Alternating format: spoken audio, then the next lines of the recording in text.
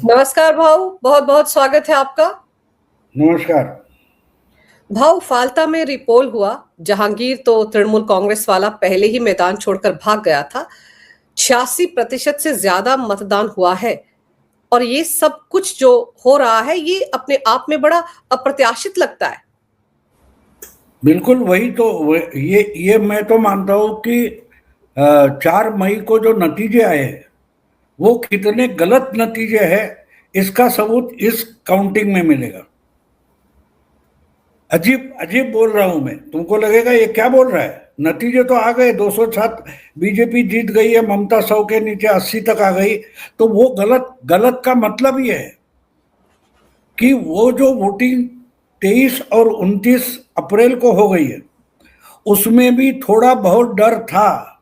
आज जो मैंने वीडियो या विजुअल्स देखे हैं उसमें बिल्कुल डर का माहौल नहीं। 2-3 जो वोटिंग सेंटर पर अलग अलग चैनल ने जो विजुअल्स दिखाए हैं वहां एक फर्क था। फर्क ये था कि वोटिंग सेंटर जो है उसके अंदर या गेट पर पुलिस है, सेंट्रल फोर्सेस है, लेकिन बाकी आसपास का जो इलाका है वहां कोई भी पुलिस का व्हीकल भी नहीं दिखाते। इसका मतलब क्या है, वहां पुलिस के प्रेजेंस की जरूरत नहीं है, बंदोबस्त की जरूरत नहीं है। फ्री एंड फेयर क्या होता है, कोई भी गड़बड़ करने आएगा उसको लोग पीटेंगे, ये गुंडों के मन में डर है। वोटर निर्भय है और गुंडे भयभीत है। और इसलिए आज जो वोटिंग हो रहा है ना, वो 23 और 29 अप्रैल से भी ज्यादा पावरफुल रिएक्शन है।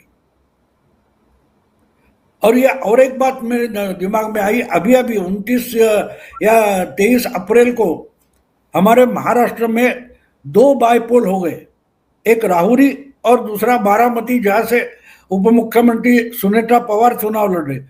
इतना बड़ा पोल होकर भी वहां सिर्फ 52% में 53% का वोटिंग हुआ है।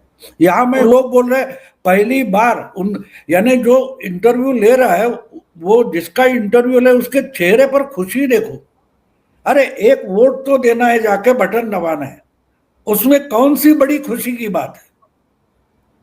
लेकिन एक वोट करने में जो खुशी लोगों के चेहरे पर दिखाई दे रही है वो बंगाल का सबसे बड़ा परिवर्तन है। जो देखना चाहे उनको दिखाई देगा, जो नोएडा में बैठे उनको नहीं समझेगा, ये बिल्कुल नहीं समझेगा, क्योंकि ये ह्यूमन सेंसिटिविटी की बात है। जो अपनी विचारधारा, एजेंडा, नैरेटिव में अंधे हो चुके, बधिर हो चुके, उनको नहीं समझेगा वो क्या है। बंगाल में जो कुछ हो रहा था वो अगर मैं 3 महीने से विजुअल्स देखकर बोल रहा था और वहां पहुंचे उनको नहीं पता चल रहा था, तो उनमें और मुझमें फर्क एक ही है कि मैं इंसान हूं, मैं सेंसिटिव हूं। सामने वाले के पूरे शरीर में क्या बदलाव महसूस होते हैं वो मैं समझता हूं। 2-3 दिन बहुत डरे, वो जहांगीर भाग गया, उसने विड्रॉ किया, उस पर चर्चा नहीं। आज का विजुअल बहुत इंपॉर्टेंट है। आज का विजुअल बहुत इंपॉर्टेंट है, क्योंकि क्या अभी उसमें क्या बचा है। इनकी तो सरकार आ गई, ममता दीदी तो चली गई, क्या फर्क पड़ने वाला है। नहीं, हम इसमें हिस्सेदार है। ये दिखाने के लिए भर भर के लोग आ रहे हैं, तो वो फर्क होता है परिवर्तन में। हाँ, आगे जाकर कहा ब्रिज बनेगा, इंफ्रास्ट्रक्चर बनेगा, इंडस्ट्री आएगी, इन्वेस्टमेंट आएगी, वो बात है, बात की। परिवर्तन ह्यूमन लाइफ में होना चाहिए, जिंदगी में होना चाहिए। सचिन तेंदुलकर या रोहित शर्मा वगैरह सेंचुरी लगाते तो उनको जो कुछ बख्शिश मिलना है मिलेगा, लेकिन झुग्गी झोपड़ी में बैठा कोई बच्चे मिलकर इकट्ठा 4 पैसे करते पटाखे लगाते, उनको क्या मिलने वाला। उनको तो जेब से जा रहा है, लेकिन खुशी है। जिंदगी में विराट ने कुछ हमें दिया ऐसा उन्हें लगता है, विराट को दूसरा कोई देगा, लेकिन विराट ने उनको क्या दिया है ये समझने के लिए ह्यूमन सेंसिटिविटी जरूरी होती है। अगर वो आप भूल गए तो आप कल्चर की, भाषा की जो बात करते हो वो बोगस बात होती है। आपको मालूम नहीं कल्चर क्या होता है। कल्चर वो होता है जो इंसान को जो जिंदगी है उससे ही प्रोत्साहित करता है, उत्तेजित करता है, तो वो कल्चर होता है। तो वो मुझे आज दिखाई दिया, इसलिए बंगाल का चुनाव के नतीजे से भी बड़ा नतीजा मैं आज देख रहा था।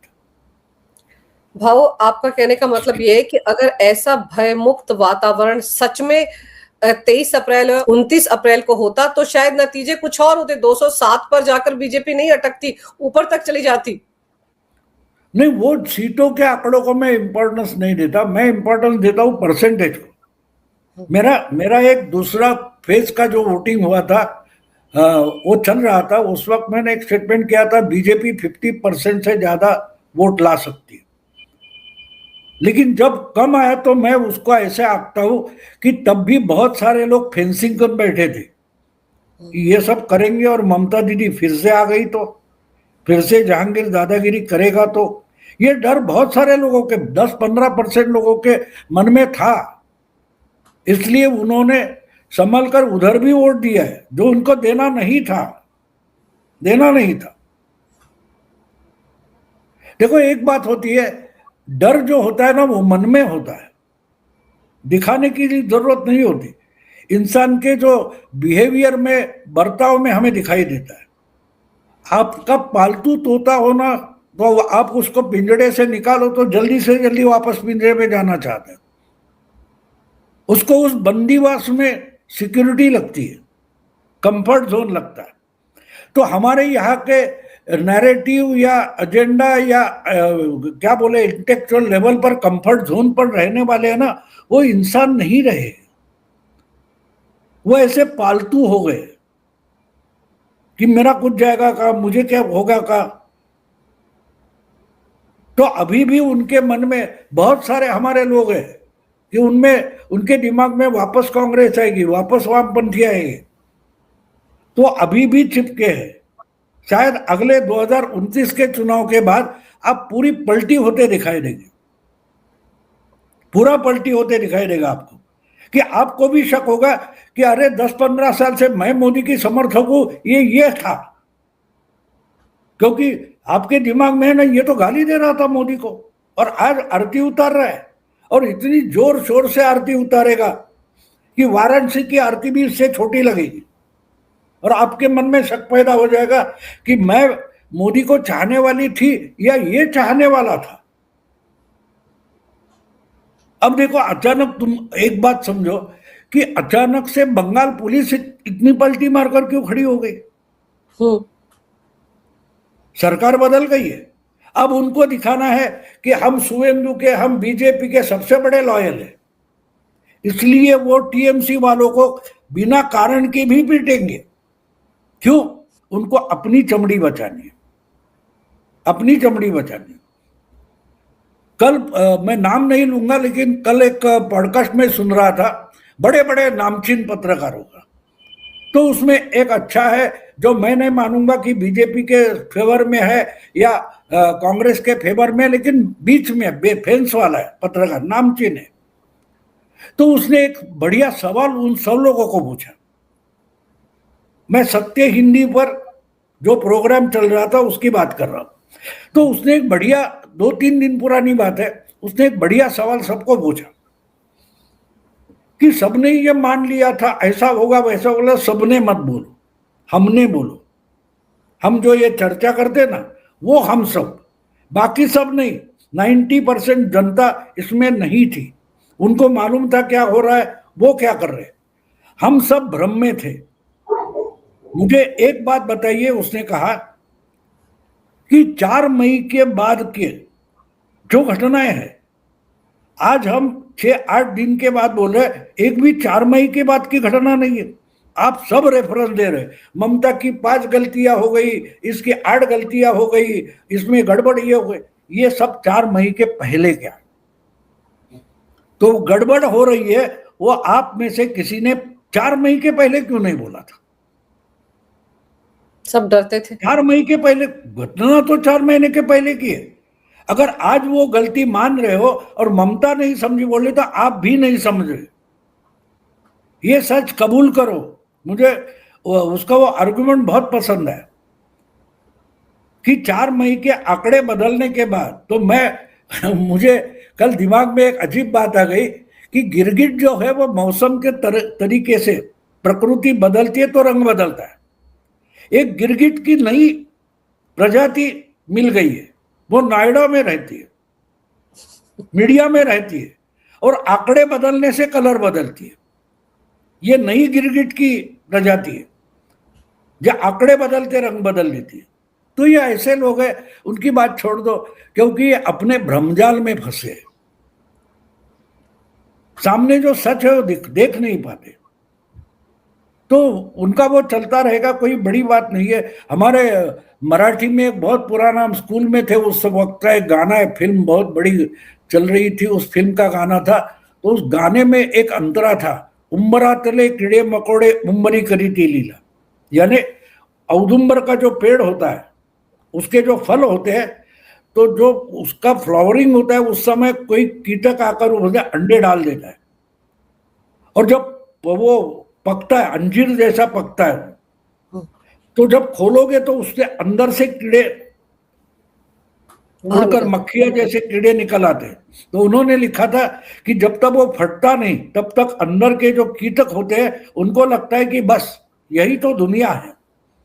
ये सब ज्ञानी लोग हैं ना, वो औदुंबर के फल के अंदर के कीड़े मकोड़े हैं, इससे ज्यादा कुछ नहीं। लेकिन भाऊ, जिस रफ्तार से, जिस तीव्रता से, जिस गति से शुभेंदु अधिकारी काम कर रहे हैं, वो जो फेंसिंग का काम कितने सालों से पड़ा हुआ था पेंडिंग, ममता जमीन देने को तैयार नहीं थी, वो जमीन तो बीएसएफ को दे दी है और अब इनके आने जाने का सिलसिला बंद हो जाएगा। लेकिन साथ ही साथ उन्होंने कहा कि इन सबको पहचान करो, शिनाख्त करो, जो बांग्लादेशी घुसपैठे या रोहिंग्या है उनको बीएसएफ के हवाले करो। तो ये तो अपने आप में बहुत बड़ा कदम है कि सीधे बीएसएफ को दो, उनके बाद उनको धकेलो उनकी सीमा में। नहीं, बिल्कुल साफ है। देखो, आसपास डर के मारे चुप बैठे हुए लोग, उनको मालूम होता है। देखो, हमारे मुंबई की एक बात बोल दूं तो मैं तो पत्रकार था, मेरी समझ में नहीं आ रहा था ये साला शराब अवैध होती थी उस वक्त, तो शराब के छुपे अड्डे होते थे, दारूबंदी थी। तो मेरी समझ में नहीं आता था कि यहाँ दारू कहाँ बेची जाती है, पीने वाले को पता कैसे चलता है, और पुलिस को क्यों नहीं पता होता? पीने वालों को पता है और पुलिस को पता नहीं कि यहाँ अवैध शराब बेची जा रही है। तो मैंने एक पीने वाले थे, उनसे पूछा, अगे बोले अबे गधे, जहां ये उबले हुए चने और उबले हुए अंडे बेचने वाला बैठता है ना, बस उसको जाके पूछो, वो दिखा देगा कहाँ शराब मिलती है। तो ये पुलिस नहीं कर सकती थी? कर सकती थी। तो हमारे यहाँ आसपास, लेकिन लोगों का मानना था कि पुलिस भी इनसे मिली हुई है वरना शराब बेची नहीं जाएगी। अगर पुलिस और गुंडे साथ हो जाए तो साला मैं मारा जाऊंगा, मैं क्यों कंप्लेंट करूं? तो मैं कंप्लेंट नहीं करता था। बिल्कुल वही बात बांग्लादेशी घुसपैठिए और रोहिंग्या की बंगाल में है। बोलूंगा तो साले टीएमसी वाले माकर मुझे पीटेंगे और पुलिस तो मेरी एफआईआर तक नहीं दर्ज करेगी, तो मैं चुप था। तो अब डरने की जरूरत नहीं है, बीएसएफ के हवाले करो, पुलिस के हवाले करो। ये शुभेंदु बोल रहा है तो शुभेंदु पूरे बंगाल की आम जनता को पुलिस बना रहा है, देश के सुरक्षा रक्षक बना रहा है। ये समझो, आम जनता देश की सुरक्षा चाहती है लेकिन डर के मारे चुप थी, डर के मारे चुप थी। जब डरने की जरूरत नहीं तो वो पकड़ पकड़ कर दे रहे। बहुत सारे मैंने वीडियो देखे, आम जनता आसपास की पकड़ के उसको पुलिस के हवाले कर रही है। तो ये होता है। तो एक चेतना जरूरी होती है। एक बात समझो आप कि बहुत सारा मांस होता है, हम मर जाते हैं, उसका मतलब क्या होता है? हम मिट्टी से तो बने, हमारे अंदर की चेतना निकल जाती है तो हम भी मिट्टी है। तो वो मुर्दे में जान डाल दिए मोदी ने, अमित शाह ने, शुभेंदु ने और खुद बंगाल के वोटर ने। इन्होंने सिर्फ उसकी हिम्मत जगाई और वो जग गया। और सनातन जग जाता है तो बहुत कुछ होता है। देखो, यहाँ की बात, बंगाल के चुनाव के बाद और एक बात घटी है। लाहौर में 13 जगहों के नाम बदलकर हिंदू रखे गए, लाहौर में। तो बंगाल से जो सुनामी निकली है वो अगर पाकिस्तान लाहौर तक पहुंच गई है तो बीच में क्या होगा? हिमाचल देखो, हरियाणा देखो, और कहीं 3-4 जगह के मैंने देखे स्थानीय निकाय के चुनाव के आंकड़े आए, वही बता रहे क्या हो रहा है। जिनको समझना है समझो, नहीं तो बर्बाद हो जाओ, वरना बर्बाद होना ही इनको। भाव, ऐसे ऐसे पत्रकारों से मैंने बात की इस दौरान, पिछले चुनाव के दौरान, जो पहले जिन्होंने मुंह खोलने की कोशिश की तो उन पर ही 100 मुकदमे डाल दिए थे तृणमूल कांग्रेस वालों ने। और उन्होंने बताया कि कैसे ये अभिषेक बनर्जी ग्रीन कॉरिडोर बनाकर अपने घर से निकलता था कहीं जाने के लिए, कोई वो वीडियो बनाकर अगर सोशल मीडिया पर डाल देता था तो उसके ऊपर केस डाल देते थे। और कई बार तो ऐसे लोग भी थे जिनको ट्रक मारकर चला गया, पता ही नहीं चला किसने मारा, ये सब तक करते थे। इसीलिए सारे लोग 4 मई के नतीजे आने के बाद ही जुबान खोल रहे हैं, उससे पहले सब खामोश थे। नहीं, वो तो होता है ना। देखो, एक एक बात होती है, मैंने उसके पहले भी बात, मुझे सब बोल रहे थे, मैंने बोला 4 मई दोपहर 12 बजे मैंने एक वीडियो डाला था। 4 मई दोपहर 12 बजे तक बीजेपी को हारना ही पड़ेगा, क्योंकि उसके बाद तो जीतना है। मतगणना ट्रैक पर आ जाए उसके बाद बीजेपी जीतना शुरू होगा, तब तक हारेगी। तो एक, आप अगर किसी स्कूल में जाओ और स्कूल में छुट्टी होने के बाद 7-10 मिनट आगे आ जाओ, इतना पिन ड्रॉप साइलेंस होता है। लेकिन स्कूल खत्म हुआ, छुट्टी हो गई, उसकी बेल बजती है ना, उसके बाद जो होता है, कान में रुई डालनी पड़ेगी, इतनी आवाजें निकलती है। वही तो बंगाल में हो रहा है। और वो 4 मई के बाद होगा, ये मैं 4 मई के पहले बोल रहा था कि आप चुपचाप, कोई बोल नहीं रहा है, ये बोल रहे हैं ना, वो बोलने के लिए बेताब उतावले हो रहे हैं, लेकिन घंटी बजने का टाइम देख रहे हैं। बिल्कुल वही होता है। आप किसी को डरा कर रखो तो इतना भी मत डराओ कि वो आपको डिफाई करने की मोड में आ जाए। ममता की वो सबसे बड़ी गलती है। और मैं बार बार बोलता रहा कि जो बंगाल में चुप्पी साधे हैं लोग, वो गैस की सीटी बजना बंद हो गई, ये फटेगा। फट गया, फट गया ना। उसी अभिषेक के घर के सामने, ममता के घर के सामने, टीएमसी नेताओं के घर के सामने जाके नारेबाजी चल रही है, तो बात साफ है। आपने दबा के रखा था, वो फट गया है, इतनी बात साफ है। और ये वहां नहीं रुकेगा। और ये देखो, अब एक ज्ञानी लोग बोल रहे हैं अब कि वो दीपू सिंह का बांग्लादेश में हो गया, उसको घसीटते लेके गए, उसको जलाया, उसका परिणाम। अरे ये 2 साल के बाद बोल रहे हो? वो अगस्त सितंबर 2024 की बात थी। और मुझे याद है उसके बाद सबसे पहली रिएक्शन सिलीगुड़ी में आई थी, और सिलीगुड़ी में जो रिएक्शन आ गई, उसके बाद हिमाचल में शिमला की एक अवैध मस्जिद तोड़ने के लिए लोग इकट्ठा हो गए थे। और तब मैंने बोला था इसका सबसे बड़ा परिणाम हमको हरियाणा के चुनाव में दिखाई देगा। कोई नहीं मान रहा था। मेरे सारे हिंदी यूट्यूबर दोस्त थे, वो नहीं मान रहे थे। मेरे उनके वीडियो निकाल कर देखो। मैं बार बार बोल रहा था बांग्लादेश की रिएक्शन सिलीगुड़ी हिमाचल तक पहुंची है तो हरियाणा में दिखेगी, हरियाणा के बाद महाराष्ट्र में दिखेगी, बिहार में दिखेगी, दिल्ली में दिखेगी, सामने आ। तो सिर्फ सेंसिटिविटी की बात होती है, समझना जरूरी है, समझना जरूरी है। हर बात शब्दों से नहीं बताई जाती। एक लड़की अगर एक लड़के को पसंद करती है या एक लड़का लड़की को पसंद करता है ना, तो उनके आंख से, उनके हाव भाव से समझ में आता है वो दूसरे को एक दूसरे को पसंद करते, या गुस्सा करते तो भी हम समझ सकते हैं, वो बताया नहीं जाता। तो ऐसी बात है। भाऊ, अभी तो जैसे वो फाल्टा वाला था, जहांगीर खान आपसे अपना नाम वापस ले लिया, अब उसने एक प्रेस कॉन्फ्रेंस की। आप सोचिए उसकी बॉडी लैंग्वेज कैसी थी जब वो धमका रहा था आईपीएस अधिकारी अजय पाल शर्मा को, तब उसकी बॉडी लैंग्वेज कैसी थी। अब वो प्रेस कॉन्फ्रेंस करके जब 2 दिन पहले कह रहा था कि मैंने नाम वापस ले लिया क्योंकि शुभेंदु ने फाल्टा के लिए एक स्पेशल पैकेज दिया है। भाव बात पैकेज की थी या उसकी सिट्टी पिट्टी गुम हो रखी है कि सरकार अब हमारी नहीं, प्रशासन हमारा नहीं, कभी भी उसका नंबर लग सकता है? नहीं, उसको देखो, उसको सीधा करना वगैरह बोलने के लिए अच्छा है, उसकी जरूरत भी नहीं है। जनता ने उसको उसकी औकात दिखाई है, उसकी औकात उसको जनता ने दिखाई है ना। बस उस जनता की हिम्मत बढ़ाने के लिए अजय पाल शर्मा वहां पहुंचा था। उसको मालूम था अगर इसको मैं उसके गली में जाकर चैलेंज करता हूं तो यहां की जनता की हिम्मत बढ़ेगी। क्या कर पाया अजय पाल का? बाल बाका नहीं कर पाया। तो वहां की जनता की हिम्मत बढ़ती है। और वो देखो, ड्राइवर, बड़ी गाड़ी होती है, इतनी बड़ी बस होती है, एक हवाई जहाज में कहीं एक जगह वो पायलट बैठा है, उसके हाथ में सब चीजें होती है, वो वहां से घुमाता है और शुरू हो जाता है। तो बाकी की पूरी मशीनरी अपने आप काम करने लगती है।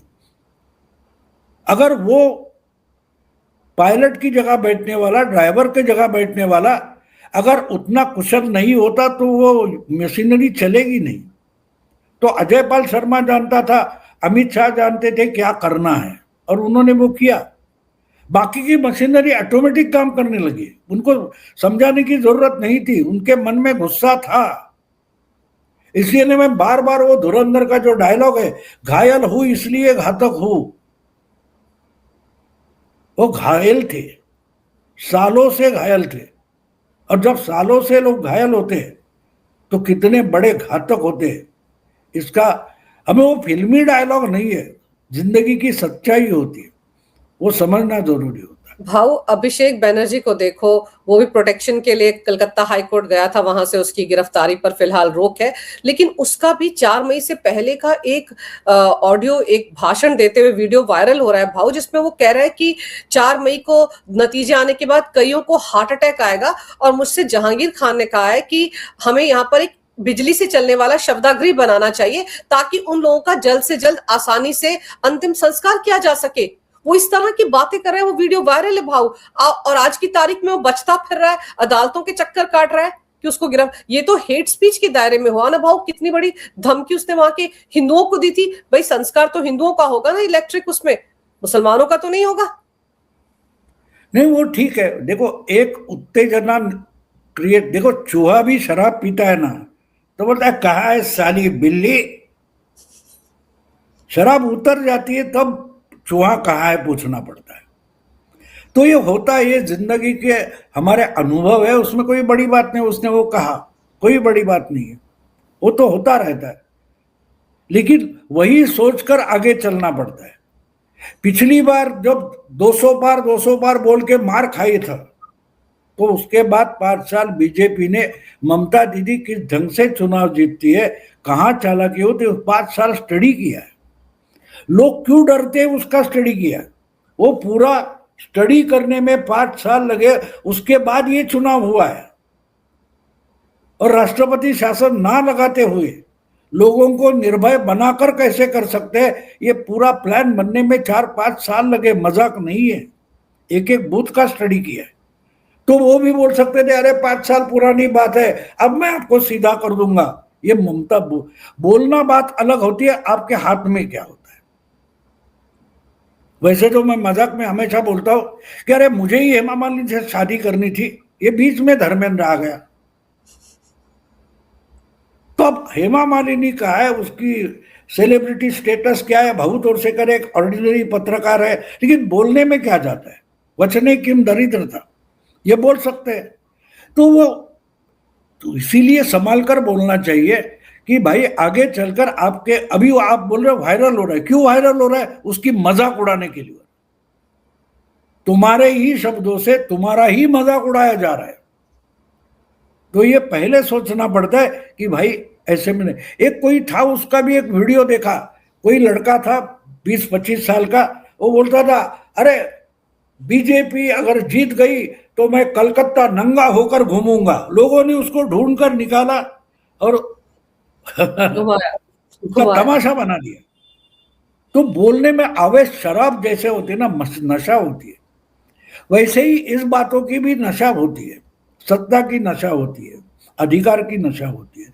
तो बोल देते हैं, उसमें कोई सीरियसली लेने की या उस पर डिस्कस करने की जरूरत नहीं है।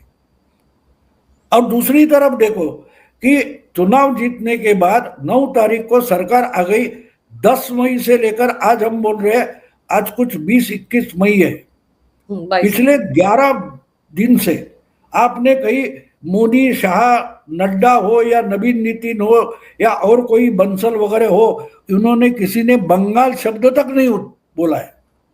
जो कोई संभाल लेगा, अभी शुभेंदु संभाल लेगा, उनको बोलने की जरूरत नहीं है। लेकिन ये फंसे अपने ही जाल में, अपने ही जाल में फंसे, तो वो होता रहता है उनको। अभी भी देखो, बंगाल की जनता ने देश भर के हिंदुओं को झकझोर कर रख दिया है। अब ये कहां तक जाएगा उसका पता नहीं। और इसमें सबसे बड़ा योगदान ममता है, राहुल गांधी है, उनके जैसे सेक्युलर है, उनका बड़ा योगदान है। इतना बड़ा काम संघ अकेले नहीं कर सकता, क्योंकि हिंदुओं को जगाना, सनातनियों को जगाना बड़ी मुश्किल बात होती है। ये कुंभकर्ण के बाप है, सो जाते तो उठेंगे नहीं, लेकिन उठ जाते हैं तो इनको रोकना किसी को पॉसिबल नहीं। तो ये काम उन्होंने किया, उन्होंने किया है ना। हमारे प्रचार से तो नहीं होगा। उल्टा हमको सवाल पूछिए, क्यों जल्दी जल्दी इतना बक रहा है, ऐसा कुछ नहीं होने वाला, चुपचाप सो जा। तो लात मारते हैं ना तो हिंदू खड़ा हो जाता है और फिर बदला ले लेता है। तो अब बदले का जमाना शुरू हो गया। बहुत सारे वो महिला ये था, महिला विधेयक था, बिल था, फेल हो गया, तो बोले हाँ ये आखिर की स्टार्टिंग ऑफ द एंड, ऐसा बोला था। मैंने बोला था वो स्टार्टिंग का एंड है, अब अगला पर्व शुरू होगा, और बंगाल से अगला पर्व शुरू हो गया। भाव, ममता की जो राजनीति है वो तो फिलहाल छिन्न भिन्न होती दिख रही है। उन्होंने एक प्रदर्शन किया था शुभेंदु के खिलाफ, उसमें भी 80 में से 45-46 विधायक गायब थे। लेकिन जैसे आपने कहा ना, जो सनातनी जागा है बंगाल में, वो कहां तक जाएगा? तो आपको लग रहा है कि अब ये उत्तर प्रदेश तक जाएगा? इसीलिए राहुल गांधी भी मंदिर के चक्कर काट रहे थे। अभी मंगलवार को हनुमान मंदिर गए थे और कैसे बोराए हुए पीएम मोदी को लेकर कैसी अनाप शनाप भाषा बोल रहे थे। अखिलेश भी सॉफ्ट हिंदुत्व हो गए, पूरी और छोले खा रहे थे। तो भाव, ये सब बदलाव वहां पर जो हुआ है उसको देखकर हो रहा है। ये मूर्ख इसलिए है कि आखिरी 6 महीने में दुर्गा माता मंदिर हो और कई मंदिर ममता ने भी बांधे, उसको फायदा हुआ? नहीं हुआ। तो ये मंदिर के चक्कर काटने से क्या होने वाला है? क्या होने वाला है? लोग उतने पागल नहीं है, लोग आपका कैरेक्टर समझते हैं। और मुझे लगता है कि अगर इस बंगाल या तमिलनाडु वगैरह जो असम के नतीजे आए, उसके बाद अगर विपक्ष को संभल कर खड़ा होना है तो सबसे पहले एक काम करे। अब विपक्ष, कांग्रेस हो, समाजवादी हो, टीएमसी हो, उनको एक सबसे बड़ा काम करना चाहिए, उनकी पार्टी में जितने प्रवक्ता है उनको सबको सैक कर दे। पार्टी का जो चेहरा किसी चैनल पर दिखाई देगा उसको पार्टी से निकाल दे। सब पार्टियां, बीजेपी के विरुद्ध जो पार्टियां हैं, उनको इसके आगे मीडिया में अपना चेहरा ना दिखे, वो पार्टियां मीडिया में ना रहे, इसकी चिंता करनी चाहिए, तो वो जनता में आ जाए। पिछले 12 साल से मोदी शाह ने अगर सबसे बड़ा मायाजाल बनाया है तो इनको मीडिया में लटका कर रखा है। ये जमीन पर रहे नहीं है, जमीन से टूटे हैं सारे विपक्ष। तो उनको अगर अपने पैरों पर खड़ा रहना है तो मीडिया के गोदी से उतरकर जमीन को पांव लगाने पड़ेंगे। इनकी लड़ाई मीडिया लड़ रहा है, तो इसलिए उनका कोई भविष्य नहीं है। और भाव, बंगाल के चुनाव ने इनको ये भी सिखा दिया, ये जो टूटा फूटा इंडी गठबंधन अगर अभी भी है कहीं तो, कि मुस्लिम वोट बैंक जो है उसके बिना बीजेपी ने सरकारें बनी है, केंद्र में भी और 22 राज्यों में भी एनडीए की सरकारें, जिसमें इनका कोई योगदान ही नहीं है, उनको बिल्कुल हाशिए पर धकेल दिया। तो क्या अब भी इनको समझ में आएगा कि वो वोट बैंक जिसको इस सिर पर लेकर घूमते हैं उसका कितना खामियाजा इन्होंने भुगता है, कि बिल्कुल ये मुस्लिम लीग वाली पार्टियां बन गई? नहीं, उनको समझ में आ रहा है, लेकिन ज्ञानी होता है ना, वो गलती उसको मानना। ज्ञानी जो लोग होते हैं ना, वो जिंदगी में एक ही गलती करते हैं कि वो तय कर लेते हैं कि मैं गलती नहीं करूंगा। इसलिए गलती करते तो मानने में प्रॉब्लम हो जाता है। तो समझ में इनके भी आ रहा है, लेकिन मैं 15 दिन पहले मूर्ख था, ये कैसे कबूल हो गए? मैं ज्ञानी नहीं हूं। और इसलिए 4 मई के दिन, जिस दिन रिजल्ट आ रहे थे, हर कोई मुझे बुला रहा था, ये मुझे बोला अरे आप तो 4 महीने पहले से बोल रहे थे बंगाल का चुनाव, मेरी प्रशंसा हो रही थी। मैंने जो खुद का वीडियो बनाया तो मैंने बोला तमिलनाडु का चुनाव समझने में मेरी गलती हो गई। किसी ने पूछा नहीं था, लेकिन मैंने अपने चैनल पर मेरी गलती का कबूलनामा देने वाली एक वीडियो डाल दी 4 मई को। ये फर्क होता है, क्योंकि अगर वो छुपाऊंगा तो आगे और गलती करूंगा। ये सारे लोग है ना, ज्ञानी लोग, उनका वो प्रॉब्लम है, वो गलतियां करना नहीं चाहते और की तो मानना नहीं चाहते, और वो छुपाने के लिए और गलतियां करते जाते। तो उनको सबको मालूम है उसका फायदा नहीं है, वो खत्म हो जाएंगे लेकिन विड्रॉ नहीं करेंगे। और वही गलती भाव फिर से करने जा रहे हैं। अब देखो जिस तरह की भाषा का इस्तेमाल राहुल गांधी करते हैं, फिर से यूपी के 2 लड़के शायद साथ आ जाएं यूपी विधानसभा चुनाव में, तो गलतियों पर गलतियां कर रहा है ये इंडी गठबंधन जो है। मायावती के चक्रों में भी कांग्रेस पड़ी हुई कि मायावती के साथ गठबंधन कर ले, दलित वोट बैंक मिल जाए, तो तमाम तरह की अटकलें अभी चल रही हैं। लेकिन भाव सबकी नजरें तो बंगाल पर ही हैं, क्योंकि बंगाल में एक के बाद एक बड़े बड़े फैसले लिए जा रहे हैं, और उन फैसलों में बिल्कुल साफ है कि अब जो वहां की हवा है उसमें कम से कम लोग स्वच्छंद होकर, स्वतंत्र होकर सांस ले रहे हैं, और भय मुक्त वातावरण में सचमुच वहां के लोग जी रहे हैं।